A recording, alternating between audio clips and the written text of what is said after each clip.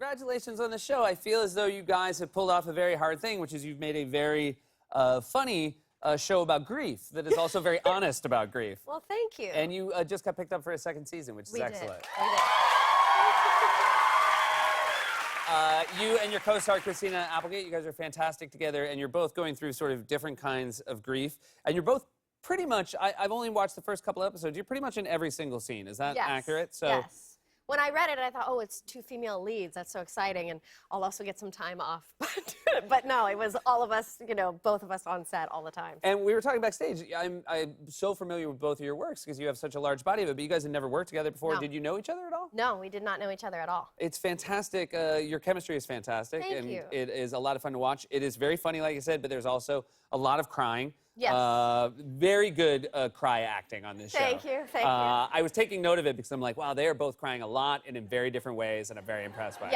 Yeah, it's like all different versions of crying. Yeah. Yeah, a lot of times. I've also heard you were a crier. In real life, you cry at animated films. Oh, yeah. Yeah. Yeah, I cry a lot anyways. Yeah. But I feel like because maybe of what we do, I am more, I'm taken out of the reality when I watch acting. Yes. But somehow when I'm watching animation, it breaks my heart. Yeah.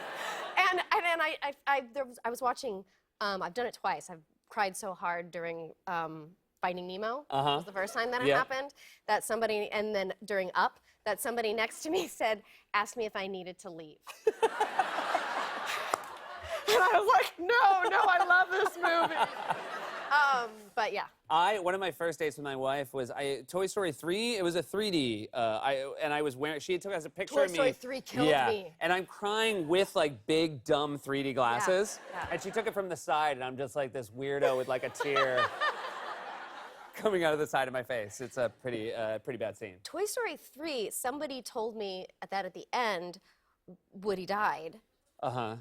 So the whole time I watched it, I was expecting that really happened. So I was hysterical from the very beginning of Toy Story 3. Was it? Why would somebody he doesn't tell? die. Yeah, I mean, but why that's a would spoiler, somebody? sorry, but... Why would somebody tell you that awful thing? I don't know. Was it the person you ruined Finding Nemo for? Yeah, no kidding. Yeah. Like, hey, when you see Toy Story 3, lady. Woody dies. Yeah. And you, the last time you were here, you were in the Avengers, but you were not allowed to tell anyone. No.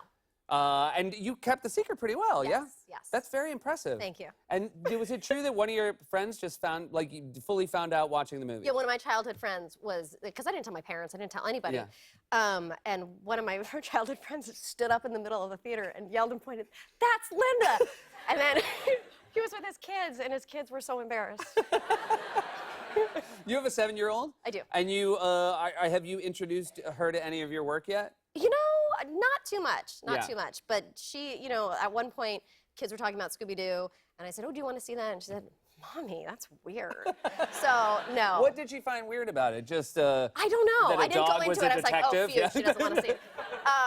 But then, you know, but she did once see a commercial for Green Book, because there was a lot of commercials running, and I have an accent. She was like, "Mommy, your voice." So sometimes when I read her a story, I have to do like Dolores's voice. Oh, that's really great.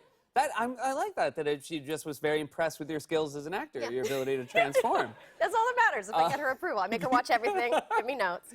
And was it, I guess she's 7, and when you did Mad Men, that was another sort of top secret. That was crazy top secret, yes. But being top secret for Mad Men was maybe even a little bit harder than the Avengers because you had to have, just playing the role, you had to be like an era appropriate. Yes, I had to have these incredibly long acrylic nails. I mean, they weren't supposed to be acrylic then, they're supposed to be natural nails, but they were long nails, were very feminine at the time.